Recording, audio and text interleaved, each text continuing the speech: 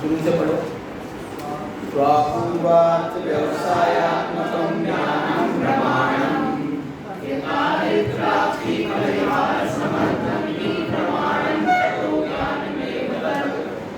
अनिश्चयात्मकं समारोहनिर्भरत्वादनुमानवत्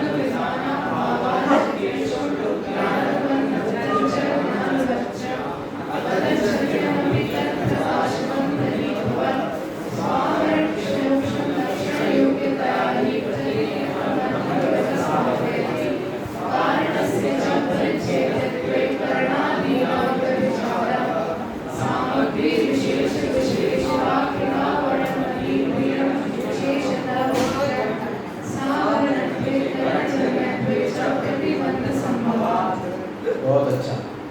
चलिए अभी तीसरा अध्याय हम प्रारंभ कर रहे हैं। तृतीयः समुद्देशः परोक्षमितरत्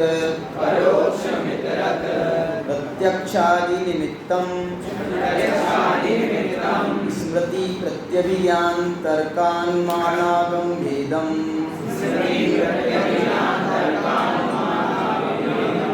संस्कारोद्बोध निबंधना तदित्याकारा स्मृति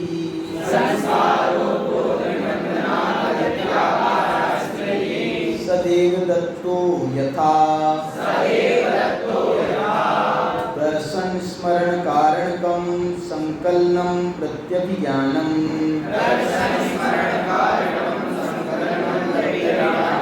तदेवेदं तत्सदृशं तद्विलक्षणं तत्प्रतियोगित्यादि यथा स एवं देवदत्तः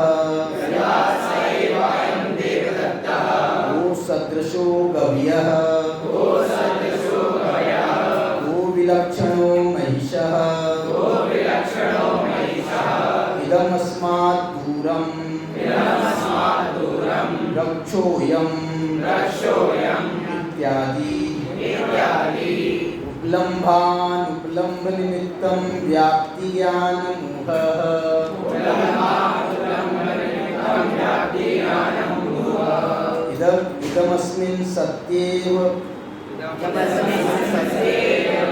इदमस्मिन् सत्येव भवत्यसति तु न भवत्येवेति च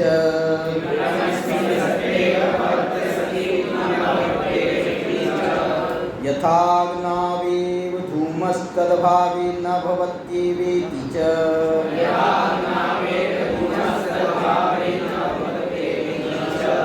साधनात् साध्यविज्ञानमनुमानम् साध्याविना भावित्वेन निश्चितो हेतुः सहक्रम भाव नियमो विना भावः सहचारिणोर्व्याप्य व्यापकयोश्च सहभावः पूर्वोत्तरचारिणोः कार्यकारणयोश्च क्रमभावः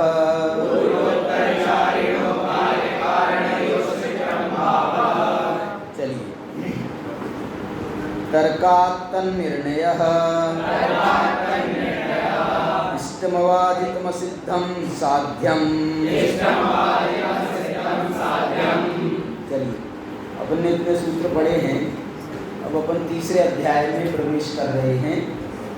तीसरा अध्याय काय का है, किस विषय का है? परोक्ष प्रमाण का ये अध्याय है। पहला अध्याय, दूसरा अध्याय तो अपन ने थोड़ा भूमिका स्वरूप पढ़ा था। अब तीसरे अध्याय को थोड़ा अपन समझ के पढ़ेंगे। तीसरे अध्याय में परोक्ष प्रमाण का वर्णन है, और परोक्ष प्रमाण के वर्णन में उन्होंने स्टार्ट ही यहाँ से किया है, परोक्ष मित्रत्व। क्या सूत्र है? परोक्ष मित्रत्व माने क्या? जो प्रत्यक्ष की चर्चा हो गई है उससे इतरत, उससे जो अन्य है उसका नाम क्या है? विपरीत तो नहीं है ना? परोक्ष से, प्रत्यक्ष से विपरीत परोक्ष है, ये ऐसा कहना गलत होगा। इसलिए अपन इतरत शब्द का प्रयोग किया, अन्य, उसके अलावा जो है वो। और देखो, विपरीत इसलिए भी नहीं कह सकते हैं। विपरीत क्यों नहीं कह सकते बता सकते हो?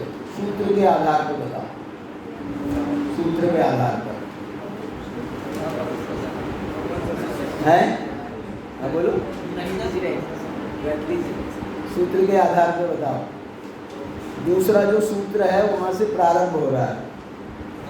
दूसरा जो सूत्र है ना, प्रत्यक्षादि निमित्त, यदि वो उससे विपरीत होता तो जो है वो प्रत्यक्षादि के निमित्त से नहीं होता। परोक्ष ज्ञान है वो प्रत्यक्षादि के निमित्त से कहा जा रहा है। इसलिए जो विरुद्ध होगा तो फिर मिथ्या पे चला जाएगा, उल्टे में चला जाएगा, वो उसके निमित्त से कैसे बनेगा? इसलिए जो है वो विरुद्ध बात तो सही नहीं है। ठीक है। अब जो ये जो है ना, ये तो सामान्य सूत्र था। इसको आपको यदि टीका पढ़ना है तो टीका ऐसे पढ़ सकते हैं आप। अथेदानी उद्दिष्टे, बोलो, प्रत्यक्षेतर भेदेन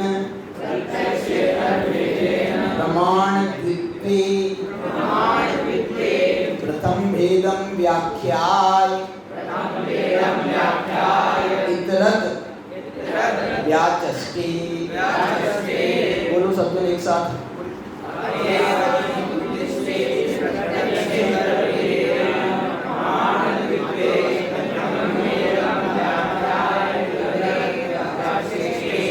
देखो क्या लिख रहे हैं, अथ इदानीम उद्दिष्टे। अब यहाँ पर उद्दिष्टे, उद्दिष्टे माने सबसे पहले उन्होंने जो उद्देश्य बनाया था इसका प्रमाण का, प्रमाण के स्वरूप को समझना है, उसके भेद प्रभेदों को समझना है। तो ये जो है ये हमारे उद्देश्य में शामिल हो गया। ठीक है। प्रत्यक्षर भेदे, और वो दो प्रकार से बताया गया, प्रत्यक्ष और इतर माने परोक्ष के भेद से। प्रमाण द्वित्वे माने प्रमाण के दो भेद होने पर प्रथम भेदम व्याख्याय, जो प्रथम भेद है। अब व्याख्याय का बताओ अर्थ क्या लिखा है यहाँ पर? व्याख्या करने के बाद ये जो है कौन सा प्रत्यय बनेगा? ल्यप प्रत्यय से बन रहा है। व्याख्या ये चतुर्थी विभक्ति नहीं है, ये चतुर्थी विभक्ति का प्रयोग नहीं है, ये काय का प्रयोग है? ये थोड़ा सा इसको ऐसा ऐसा, ये लड़की को दिखती नहीं है, तू थोड़ा उधर बैठ बेटा, सरक करके। क्या बोल रहा है? व्याख्याय मतलब व्याख्या करने के लिए नहीं। व्याख्याय क्यों नहीं घटेगा यहाँ पर? प्रथम भेदम व्याख्याय माने प्रथम भेद की व्याख्या करके। ठीक है। अब ये बनता है कि नहीं व्याख्या है, मेरे को मालूम नहीं। लेफ्ट प्रत्यय से व्याख्या ऐसे बन जाएगा। मूल शब्द क्या बनेगा? व्याख्या। क्या और कुछ बनेगा? व्याख्या। आख्य नहीं, आख्य तो है, उसमें व्या उपसर्ग लग गया तो व्याख्या बन गया। और आय, ये तो चतुर्थी का प्रयोग हो गया। लेप प्रत्यय का प्रयोग कैसे बनेगा? अब चलो व्याकरण वाले देख करके बताना। इतरत व्याचष्टे, अब जो इसके अलावा है उसको व्याचष्टे माने उसकी व्याख्यान करते हैं। ठीक है। अच्छा, अब ये सूत्र अपन ने पढ़ा है। प्रत्यक्ष पढ़ो, एक जन पढ़ो, बोलो। हाँ बोलो सूत्र।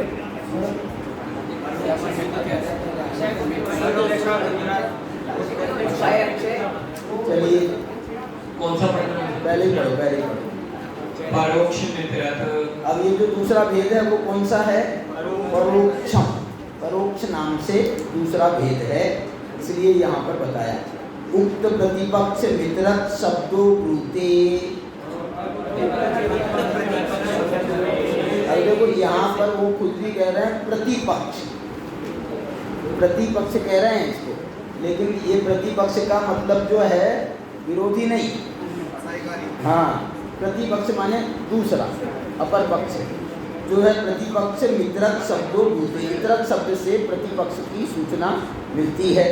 ततः प्रत्यक्षाद इति लभ्यते, और ये कहाँ से मिलता है? कहाँ से मिल रहा है? इतरत शब्द कहाँ से मिल रहा है? प्रत्यक्षात। ये प्रत्यक्षात में कौन सी विभक्ति है? पंचमी विभक्ति गाय के लिए आती है, वो छोड़ने के लिए आती है, अलग करने के लिए आती है। तो ये प्रत्यक्ष से अलग करने को बताने के लिए ये अलग करके परोक्ष शब्द निकला है।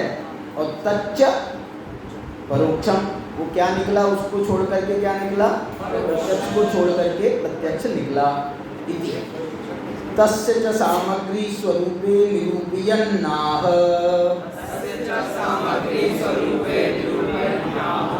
अब देखो इसमें जो है, यद्यपि देखो परोक्ष की परिभाषा नहीं बताई जा रही है। क्या बताई जा रही है? क्या बता रहे हैं? परोक्ष की परिभाषा नहीं बता रहे हैं। क्या बता रहे हैं? परोक्ष की सामग्री बता रहे हैं। माने परोक्ष जो है इसको क्यों कहा गया और उस परोक्ष को कहने के पीछे क्या कारण है, ये बताने के लिए तस्य च सामग्री और स्वरूप भी, माने सामग्री भी बता रहे हैं और स्वरूप भी बता रहे हैं। कहाँ से निकला? सामग्री स्वरूपे। ये क्या है? ये कौन सा क्या है? इसमें विभक्ति वगैरह क्या है? ये द्वितीय, ये जो है प्रथमा का द्विवचन, प्रथमा का फलम फले, द्वितीय का प्रथमा का द्विवचन है। तो इसमें सामग्री और स्वरूप, और उसका स्वरूप निरूपयन नाम, उसका निरूपण करने के लिए। अब बताओ मेरे को आप, सामग्री क्या बता रहे हैं? सामग्री क्या बता रहे हैं?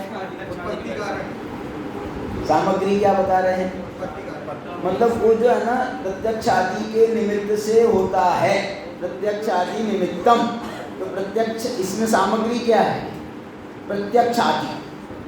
जो प्रत्यक्ष आदि है ना, ये परोक्ष के लिए सामग्री है। प्रत्यक्ष तो प्रत्यक्ष है, लेकिन प्रत्यक्ष परोक्ष ज्ञान के लिए सामग्री बन गई, क्योंकि उसके निमित्त से परोक्ष ज्ञान उत्पन्न होता है। प्रत्यक्ष के निमित्त से परोक्ष ज्ञान उत्पन्न होता है, प्रत्यक्ष के निमित्त से। अच्छा एक बात बताओ, प्रत्यक्ष के निमित्त से परोक्ष ज्ञान होता है, ये बात सही है, लेकिन प्रत्यक्ष हो गया ज्ञान हमको, अब परोक्ष की क्या जरूरत है? मैंने जब आपने प्रत्यक्ष ज्ञान किया ना, तब आपको परोक्ष ज्ञान की जरूरत नहीं है, उस समय आवश्यकता नहीं है। लेकिन कालांतर में जब आप उसका ज्ञान करना चाहते हो, उस चीज़ का ज्ञान करना चाहते हो, तो कालांतर में आपके सामने वो चीज़ नहीं है, आपके सामने वो चीज़ नहीं है। तो आपने जो पहले जाना था वो ज्ञान सामग्री बन गई। जो पहले जाना हुआ ज्ञान है वो इसकी सामग्री बन गई और हमको कारण बन गया, निमित्त बन गया, और ये हमको परोक्ष ज्ञान पैदा हो गया। कौन सी सामग्री बन गई? प्रत्यक्ष ज्ञान सामग्री बन गई। किसके लिए? परोक्ष के लिए नहीं, स्मृति ज्ञान के लिए। क्यों कह रहा हूं ऐसा? क्योंकि अकेले स्मृति ज्ञान के लिए जो सामग्री है वो है प्रत्यक्ष, और प्रत्यभिज्ञान के लिए क्या सामग्री है? प्रत्यक्ष और स्मृति दोनों, प्रत्यक्ष और स्मृति दोनों मिलकर के वो उसकी सामग्री बनेगी। दो चीज उसकी सामग्री बनेगी। तर्क के लिए प्रत्यक्ष, स्मृति और प्रत्यभिज्ञान, ये तीनों मिलाकर के तर्क के लिए सामग्री बनेगी। अनुमान के लिए प्रत्यक्ष, स्मृति, प्रत्यभिज्ञान और तर्क, ये तीनों मिलकर के, चारों मिलकर के वो सामग्री बनेगी अनुमान के लिए। और आगम के लिए ये सब, आगम के लिए, आगम माने किसको, आगम ज्ञान किसको कह रहे हैं? आगम ज्ञान किसको कह रहे हैं? आगम ज्ञान कह रहे हैं शुद्ध ज्ञान। आगम ज्ञान कह रहे हैं ये शास्त्र ज्ञान जिसको अपन शुद्ध ज्ञान कहते हैं, उसको आगम ज्ञान कह रहे हैं। और वो आगम ज्ञान अकेले पढ़ने से नहीं होता, आपको पढ़ना भी है, स्मृति भी होना चाहिए, प्रत्यभिज्ञान भी होना चाहिए, अनुमान भी होना चाहिए, और क्या बोलते हैं, अनुमान, तर्क भी होना चाहिए और अनुमान भी। ये बात मैं क्यों कह रहा हूँ आप बताओ। चलो इसके लिए कोई समय सार का प्रमाण बताओ, समय सार का प्रमाण बताओ। ये बात के लिए जो मैंने बात कही आपको, इसको सिद्ध करने के लिए समय सार का प्रमाण बताओ। क्या अधिकार? पहला अधिकार, पहला अधिकार कौन, किसको मानते हो? जीव अधिकार को, जीव अधिकार को पहला अधिकार मानते हो? पूर्व रंग को मानते हो? पूर्व रंग को अधिकार, पूर्व रंग को पूर्व रंग है, अधिकार तो जीवाधिकार है। चलो मान लो, चलो पूर्व रंग से बताओ। हाँ बोलो। हैं? चलो बहुत अच्छा, इसने केवली शुद्ध केवली भणिगम कहा, वैसे बहुत मजा नहीं आया। और बताओ। अच्छा शुरू की 12 गाथाओं में से बताओ। अच्छा चलो शुरू की 6 गाथाओं में से बताओ।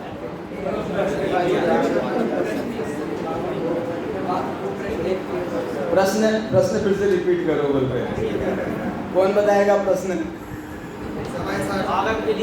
माने ये जो आगम ज्ञान है, आगम ज्ञान के लिए ये पिछले 5 ज्ञान, ये सब कारण है, प्रत्यक्ष, स्मृति, प्रत्यभिज्ञान, तर्क, अनुमान, ये पांचों ज्ञान, क्योंकि इन्होंने पहले ही खुद ही कह दिया ना, क्यों पूर्व के ज्ञान जो है उत्तर के ज्ञानों के लिए सामग्री है, उत्तर के ज्ञान के लिए पूर्व के ज्ञान सामग्री है।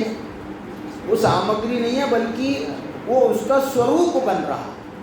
ये जो है ना सामग्री तो है, सामग्री से हम बता रहे हैं उसके स्वरूप को, लेकिन वो उसका स्वरूप बन रहा। बताओ समय सार से। चलो और बताऊं, और निकट ले जाऊं आपको। शुरू की 5 गाथाओं में चौथी गाथा है तो तुमको बताना पड़ेगा ना। चौथी गाथा में क्या, बस चौथी गाथा अटकल लगा दी। ये स्वर्णलता जी कुछ जवाब दे रही है, बताओ। अच्छा अब आप 5वीं गाथा से बताओ। 5वीं गाथा उसमें जो ये कह रहे हैं ना आचार्य टीका में, ये मेरा वैभव कैसे जन्म लिया है, स्वानुभूति नहीं दे रहा है, सब ले रहा है। आगम का सेवन, युक्ति का अवलंबन, बराबर गुरु का उपदेश और स्वानुभव। तो ये जो स्वानुभव है ये एक प्रकार से प्रत्यक्ष को ले लो। इसमें युक्ति का अवलंबन, उसमें तर्क आ गया, अनुमान आ गया, समझ गया ना। और आगम का सेवन माने मोटा है, मतलब पूरी तरह से हार्ड एंड फास्ट फिट नहीं हो रहा वहाँ, लेकिन उन्होंने ये जो कहा ना मेरा वैभव कैसे उत्पन्न हुआ, 3-4 से मेरा वैभव, ऐसे ही वैभव माने मुझे जो आगम ज्ञान हुआ है वो आगम ज्ञान कैसे उत्पन्न हुआ है। तो वो आगम ज्ञान जो है परंपरा गुरुओं के उपदेश से हुआ है, और युक्ति के अवलंबन से, युक्ति में आप तर्क और अनुमान ले लो, और प्रत्यक्ष में किसको लोगे बताओ। ये स्वानुभव से तुम्हारा आगम का ज्ञान उत्पन्न हुआ है, तुम्हारा वैभव तो कहा जा सकता है, लेकिन आगम ज्ञान में जो प्रत्यक्ष है वो किसका प्रत्यक्ष है? केवली भगवान का प्रत्यक्ष है उसमें। मैंने केवली भगवान ने प्रत्यक्ष से जाना, फिर उन्होंने बताया और बताया, हमने सुना, उसकी हमने स्मृति करी, उसका हमने प्रतिविज्ञान भी किया, उसको हमने तर्कों से सिद्ध भी किया और उसके जगह जगह उसके अनुमान भी लगाए। ये सारा हमने प्रोसेस किया। उससे हमको जो आगम ज्ञान हुआ है, जो सूत्र ज्ञान हुआ है, ये सूत्र ज्ञान में इतना सब शामिल होता है। अकेला जो है आगम ज्ञान, बस आगम ज्ञान माने रट लेने का नाम आगम ज्ञान नहीं है। और स्वयं का प्रत्यक्ष भी इसमें शामिल किया जा सकता है। जैसे समय सार के उदाहरण से अपन दे रहे हैं कि भाई वो जो आपने सुना है, उस सुनने के बाद में आपने उसको आत्मसात किया कि नहीं किया, उसको आपने स्वयं भी उसको इम्प्लीमेंट उसका अपने आप में किया कि नहीं किया, करा। तो इसलिए उन्होंने उसको आखिरी में स्वानुभव प्रत्यक्ष से भी उसमें जोड़ दिया है। इस प्रकार से हम इसको एक देखो, एक बात बताऊं मैं आपको, ये न्याय ग्रंथ है, न्याय ग्रंथ। न्याय ग्रंथ का बहुत क्लोज रिलेशन किसके साथ में? न्याय ग्रंथ का बहुत क्लोज रिलेशन दो चीजों के साथ में, अध्यात्म के साथ भी है और सिद्धांत के साथ भी है। ये क्यों बोल रहा हूं मैं, बताओ? ये तीनों के नाम क्यों लिए मैंने? क्योंकि न्याय के माध्यम से आप द्रव्यानुयोग को सिद्ध कर रहे हैं, अध्यात्म को, और जो सिद्धांत हमने बनाए, जो भगवान ने बताया, उससे हमें तर्क और दूसरी जगह से बताओ इस बात को। मैं जो बात कह रहा हूँ इन्होंने भी बात कही हो, इसको दूसरी जगह से बताओ। मोक्ष मार्ग प्रकाशक से बताओ। टोडरमल जी की नहीं, देखो टोडरमल जी ने ये लिखा है कि द्रव्यानुयोग के 3 पार्ट हैं। कौन कौन से?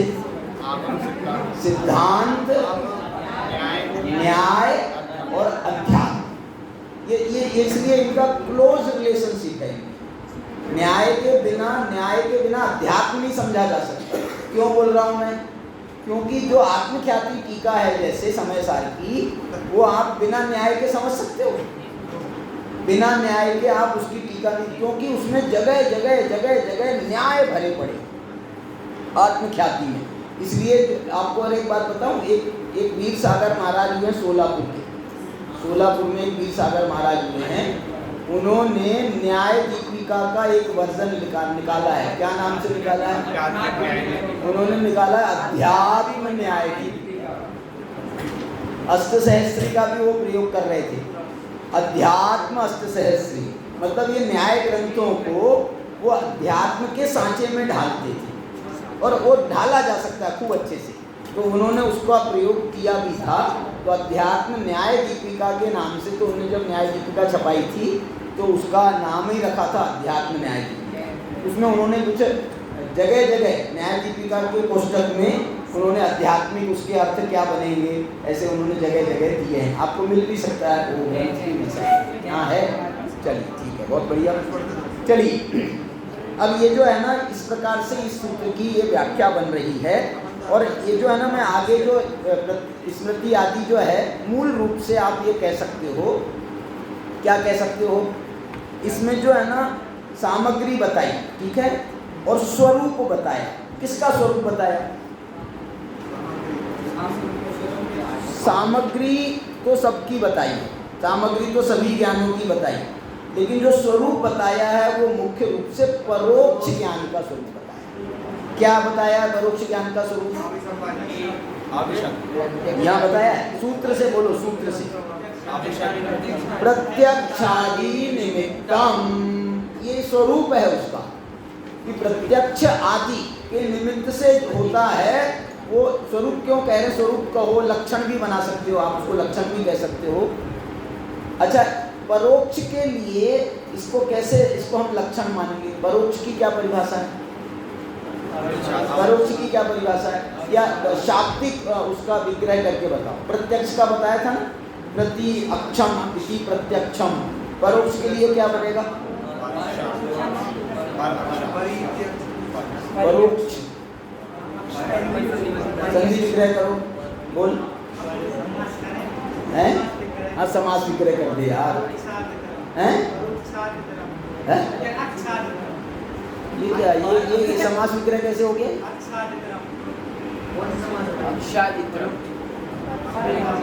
नहीं नहीं नहीं, परोक्ष। अरे यार तुम लोगों को इसलिए मैं संधि विग्रह बोल रहा था, संधि विग्रह करो।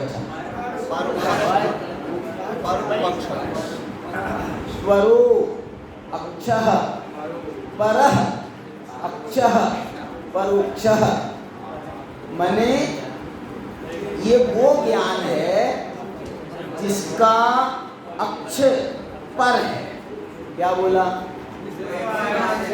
ये वो ज्ञान है जिसका अक्ष पर है। अक्ष मतलब अक्ष, जैसे वहां पर प्रत्यक्ष में माने स्वयं कारण था, करण प्रत्यक्ष में स्वयं था। अब यहाँ पर स्वयं नहीं है, स्वयं अक्ष नहीं है, पर अक्ष है।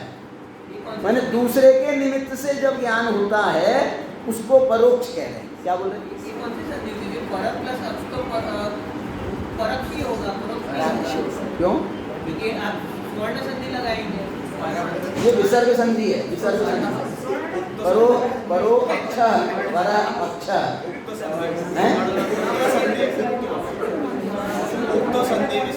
कौन सी संधि? नहीं वो वाली नहीं है। मैं जो कह रहा हूँ इसमें, मैं जो व्याख्या बता रहा हूँ ना, ये अवग्रह लगेगा इसमें, अवग्रह बीच में। परो अक्ष परोक्ष अवग्रह लगा करके आपको ख्याल में आ जाएगा। ये अब ये मालूम नहीं मेरे को ये कहीं पर मिल रही है कि नहीं मिल रही है आप देख लेना। लेकिन इसमें जो है ना पर अक्ष है। पर अक्ष क्या है? अच्छा बताओ यहाँ पर परोक्ष ज्ञान में पर अक्ष क्या है? अब स्मृति के लिए जो प्रत्यक्ष ज्ञान है ना वो पर है, वो कारण बन गया ना। तो स्मृति के लिए प्रत्यक्ष ज्ञान पर है और उसके निमित्त से ये ज्ञान उत्पन्न हुआ है, इसलिए ये ज्ञान स्वयं तो परोक्ष है। और इसके लिए पर अक्ष कौन सा है? कौन है? प्रत्यक्ष ज्ञान। अब इसे ऐसे ही प्रत्यय ज्ञान के लिए प्रत्यक्ष माने ये जो है ना, ये स्वयं स्मृति जो है वो स्वयं प्रत्यक्ष नहीं है, स्वयं प्रत्यक्ष स्वरूप थोड़ी है स्मृति। वो तो स्मृति का निमित्त बन गया, स्मृति कारण बन गई, इसलिए उसको यहाँ पर परोक्ष कह रहे हैं। वो पर यहाँ पर दूसरा कारण होना चाहिए। जैसे हम सिद्धांत में हम मति ज्ञान को प्रत्यक्ष कहते हैं कि परोक्ष कहते हैं? परोक्ष कहते हैं। क्यों कहते हैं? क्योंकि वो आत्मा के अलावा इंद्रिय निमित्तम, इंद्रिया या मन उसमें निमित्त होते हैं, वो पर हैं आत्मा के लिए पर हैं। और न्याय ग्रंथ साम्यवारिक प्रत्यक्ष क्यों कहता है? कारण बताओ, कल बताया था। न्याय ग्रंथ ने ये मति ज्ञान को साम्यवारिक प्रत्यक्ष कह दिया। क्यों कह दिया? कल बताया था ना तुम्हारे को। साम्यवारिक प्रत्यक्ष वो परोक्ष नहीं मान रहा, न्याय ग्रंथ मति ज्ञान को परोक्ष नहीं मान रहा, प्रत्यक्ष मान रहा है। क्यों प्रत्यक्ष मान रहा है? क्यों?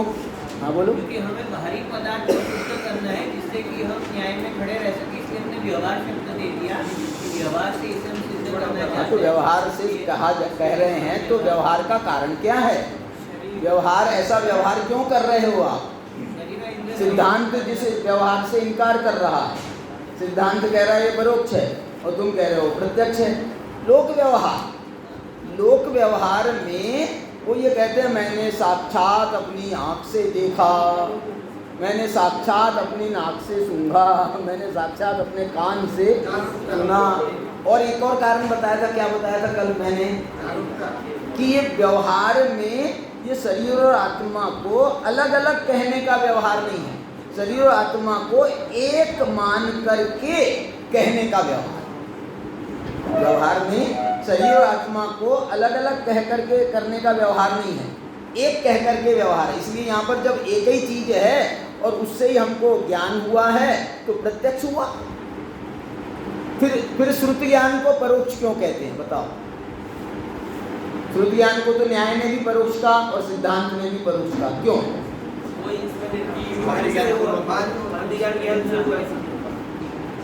मति ज्ञान के निमित्त से हुआ, इसलिए ये तो परोक्ष हो गया। एक बात हो गई, बढ़िया है बात। और दूसरा कारण बताओ। मति ज्ञान तो हमारे ही ज्ञान है यार, हमारे ज्ञान के निमित्त से हुआ, तो इसको तुम अलग क्यों कहते हो? आप तो वचनादि बोलते तो आप तो से वो है। इसमें जो है ना, इसमें दूसरा निमित्त होता है। श्रुति ज्ञान में हमको दूसरे गुरु आदि के निमित्त से आप्त वचनादि निबंधनम अर्थ ज्ञानम आगमन, माने जो आप्त आदि के माने दूसरे गुरुओं का आदि के निमित्त से, आप्त आदि के निमित्त से जो हमको ज्ञान होता है उसका नाम श्रुत ज्ञान है। ये जो परिभाषा है ना, क्या बोलते हैं, मति श्रुतम मति पूर्वम, ये जो है ना, ये कोई उसको परोक्ष बनाने वाली, परोक्ष कहने वाली परिभाषा नहीं है। इसके कारण से उसको परोक्ष नहीं कहा। श्रुति ज्ञान की ये एक शर्त जरूर है कि वो मति ज्ञान पूर्वक होता है, लेकिन मति ज्ञान पूर्वक होने से श्रुत ज्ञान क्यों है? वो श्रुत ज्ञान क्यों कहा उसको? बोले श्रुत ज्ञान इसलिए कहा, बताओ श्रुत ज्ञान क्यों कहा उसको? क्योंकि वो मति ज्ञान पूर्वक होता है एक बात। दूसरी बात बताऊं श्रुत ज्ञान के लिए, कौन से मति ज्ञान पूर्वक होता है? श्रुत ज्ञान, ये कर्णेंद्रिय संबंधी मति ज्ञान पूर्वक होता है। इसलिए इसका नाम, व्यवहार में भी इसका नाम श्रुत ज्ञान पड़ा। क्यों श्रुत ज्ञान पड़ा? क्योंकि इसमें कर्णेंद्रिय संबंधी श्रुत ज्ञान का निमित्त होता है, इसलिए मुख्य रूप से इसका नाम श्रुत ज्ञान है। लेकिन वो सुनना जो है ना, कर्णेंद्रिय से सुनना, ये मति ज्ञान है या श्रुत ज्ञान है? कर्णेंद्रिय से सुनना तो मति ज्ञान है, लेकिन वो कर्णेंद्रिय से सुन करके अर्थ ज्ञानम, उस सुनना तो अकेला शब्द आपने सुने, लेकिन उन शब्दों को सुन करके जो आपको अर्थ का ज्ञान हुआ है, पदार्थ का ज्ञान हुआ है, द्रव्य पर्याय का ज्ञान हुआ, अर्थ ज्ञानम आगम, अर्थ ज्ञान का नाम आगम। तो मति ज्ञान से क्यों नहीं हो सकता बताओ? मति ज्ञान से ये हमको पदार्थों का सच्चा ज्ञान नहीं हो सकता। मति ज्ञान इसमें कारण नहीं बनता है। क्यों नहीं बनता है बताओ? मति ज्ञान आपको क्या दिखाएगा बताओ? मति ज्ञान से ये क्या है? मति ज्ञान से बताओ ये क्या है?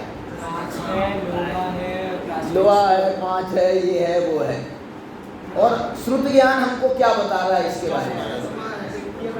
ये चश्मा, ये श्रुत ज्ञान बता रहा है। सुनो, इस हमको श्रुत ज्ञान ये बता रहा है कि ये चश्मा है, ये बात ठीक है, लेकिन ये जो है पुद्गल की रचना है और कौन सी वर्गणाओं से बना है? 8 वर्गणाओं से बना है। ये जो बात है ना, आपका मति ज्ञान, आपकी आँख, नाक, कान, कोई नहीं बता रहा है ये बात। ये कौन ने बताया? ये हमको शास्त्र से पता चला है। शास्त्र माने आप्त वचनादि निबंधनम, शास्त्रों के निमित्त से, गुरुओं के निमित्त से, और भगवान की देशना में आया। सबसे बड़ी बात, भगवान की देशना में बताया है कि भैया ऐसे 6 द्रव्य होते हैं, एक पुद्गल द्रव्य होता है, उसमें स्कंद रूप परिणमन होता है, उसकी एक आहार वर्गणा होती है, आहार वर्गणा का ऐसे ऐसे कार्य होते हैं। तो ऐसे सब हम जो है ना, इतनी जो द्रव्य गुण पर्याय की डिटेल जानते हैं, ये हमारे बस का, इंद्रियों के बस का नहीं है। ये हमको आप्त वचनादि निबंधनम, आप्त वचनादि के माध्यम से ही पता चलता है। इसलिए इसका नाम श्रुत ज्ञान।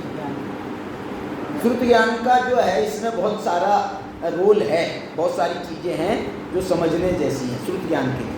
ठीक है, अगला सूत्र पढ़ते हैं अपन। चलिए, इसकी टीका आप पढ़ सकते हो, शॉर्ट में अपन देख लेंगे। मैं आपको 2-3 सूत्रों की टीका पढ़ाऊँगा ताकि आपको थोड़ा सा टीका पढ़ने का अभ्यास हो जाए, नहीं तो अपने सूत्र नहीं होंगे, अपन सूत्र पढ़ेंगे आगे। हैं, प्रत्यक्षादि निमित्त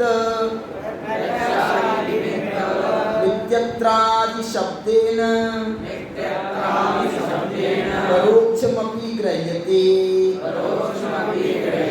अब ये देखो, ये संधि के साथ में अपन ने पढ़ा, अब अपन संधि विग्रह के साथ में पढ़ते हैं। प्रत्यक्षादि निमित्तम इति अत्र आदि शब्देन परोक्षम अपि गृह्यते। मतलब ये आप संधि विग्रह के साथ में पढ़ोगे तो आपको ऐसे पढ़ना है। अब इसके बाद में किसका नंबर आता है? पहले अपन ने संयुक्त रूप से पढ़ा, फिर संधि विग्रह के साथ पढ़ा, अब किसका नंबर आता है? अब इसका अर्थ करो। अब इसकी हिंदी करो। क्या है अर्थ? प्रत्यक्षादि के निमित्त से इति अत्र आदि शब्दे, माने ये जो पहला शब्द दिया है ना सूत्र में, प्रत्यक्षादि निमित्तम इति आदि शब्दे, ये जो पहला शब्द है प्रत्यक्षादि निमित्तम पूरा, ये शब्द से परोक्षम अपि ग्रह्यते, इस शब्द से परोक्ष का ग्रहण करना चाहिए। माने प्रत्यक्षादि के निमित्त से जो होता है उसका नाम परोक्षम। माने आप इसको डायरेक्ट भी कह सकते हो, प्रत्यक्षादि निमित्तम। ये दो सूत्र बनाओ। अच्छा, इस सूत्र, एक सूत्र के दो सूत्र बनाओ। दो सूत्र कैसे बनेंगे? हाँ बोलो। प्रत्यक्षादि निमित्तम, ऊपर परोक्ष आ गया था ना, परोक्षम इतरत। अब इसका अगला सूत्र बन गया प्रत्यक्षादि निमित्तम। ये तो हो गया स्वरूप से संबंधित। अब इसमें जो है उसके भेद और उसकी सामग्री वाली जो बातें हैं उन सबको यदि हम देखना चाहें तो अगला सूत्र क्या बनेगा? स्मृति प्रत्यभिज्ञान तर्कानुमानागम भेदम। ये उसके भेदों का सूत्र बन जाएगा। पहला सूत्र बन गया। इसलिए इन्होंने देखो टीका में ये बात लिख रहे हैं, इत्यादि शब्देन परोक्षम अपि ग्रह्यते, इस शब्द से परोक्ष का ग्रहण कर लेना चाहिए। तच्च, और वह यथावसरम, बहुत बढ़िया बात लिख रहे हैं, यथावसरम, आगे पढ़ो, यथावसरम निरूपिष्यते, इस बात को हम यथावसर निरूपण करेंगे। क्या निरूपण करेंगे यथावसर? इनकी जो डिटेल में व्याख्या है वो उनका जब अवसर आएगा, वो अवसर पा करके हम उसकी व्याख्या करेंगे। प्रत्यक्षादि निमित्तम यस्य इति विग्रह, बोलो इसका क्या मतलब है? प्रत्यक्षादि निमित्तम यस्य, क्या मतलब? यस्य माने क्या? यस्य कस्य? यस्य कस्य? परोक्षस्य भी लगा सकते हो और इसको अलग अलग लगाओ। प्रत्यक्षादि निमित्तम यस्य माने स्मृति ज्ञानम, स्मृति ज्ञानस्य निमित्तम, प्रत्यभिज्ञानस्य निमित्तम, तर्कस्य निमित्तम, अनुमानस्य निमित्तम। ये माने आप उनके अलग अलग निमित्त से और उनको आपको बराबर उसके हिसाब से योग्य उसके पिछले ज्ञानों को घटा लेना चाहिए। स्मृत्यादिषु द्वंद्वः, स्मृति आदि जो सूत्र आगे का सूत्र है उसमें कौन सा समास है? द्वंद्व समास है। द्वंद्व समास माने क्या हुआ? स्मृति प्लस प्रत्यभिज्ञान प्लस तर्क, ये इनको मिला करके ये पूरा एक अखंड एक शब्द बना। ते भेदा यस्य इति विग्रह, वो जिसके भेद हैं वो भेदम ऐसा कहा है। ठीक है। अच्छा, ये बता सकते हो आप भेदम, भेदानी होना चाहिए था, भेदम चाहिए था? ये ना स्मृति प्रत्यभिज्ञान तर्कानुमानागम भेदानी, ऐसा होना चाहिए कि भेदम चाहिए? बोले साहब भेदम चाहिए। क्यों भेदम चाहिए? बोले सूत्र में तो भेदम लिखा है।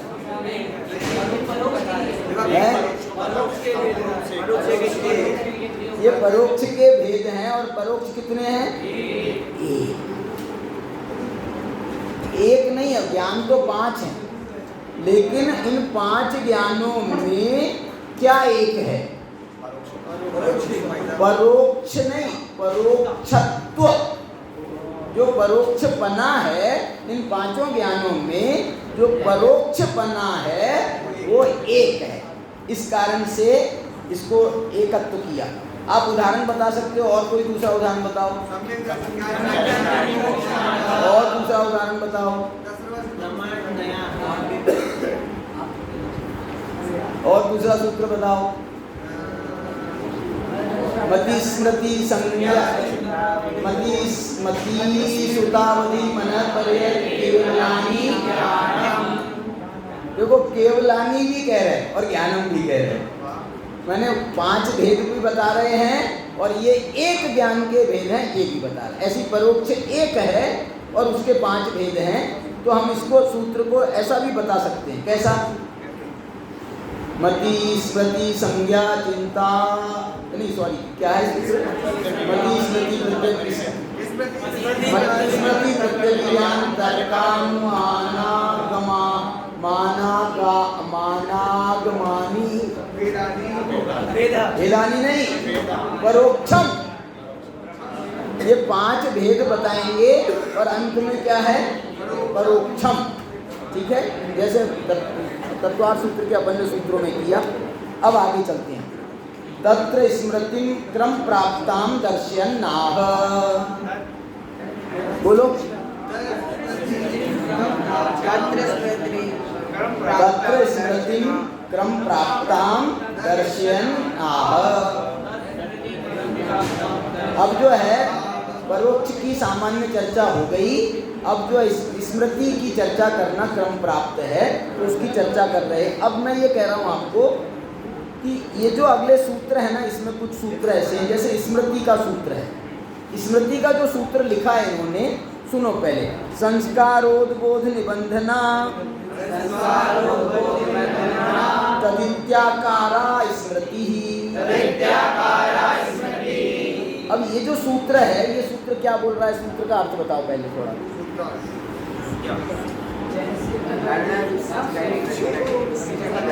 संस्कार उद्बोध निबंधना तदित्याकारा स्मृति।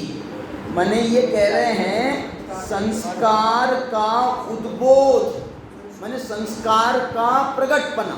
संस्कार एकदम से उछल जाए, हमको याद आ जाए, संस्कार आ गया एकदम। बस क्या नहीं आया? क्यों नहीं आया? तुमने प्रत्यक्ष नहीं किया होगा, इसलिए तुम्हारे को संस्कार नहीं आया। मैंने किया है जब शादी में मिलते भाई, जिसने पहले देखा होगा उसको तो संस्कार आएगा। सुनो तुम मेरे को यहाँ वहाँ भटकाओ मत। कोई बात नहीं, मैं समझ गया तुम्हारा संस्कार आया कि नहीं आया? नहीं आया। फिर कौन आया? संस्कार उद्बोध, माने संस्कार का उद्बोध हुआ।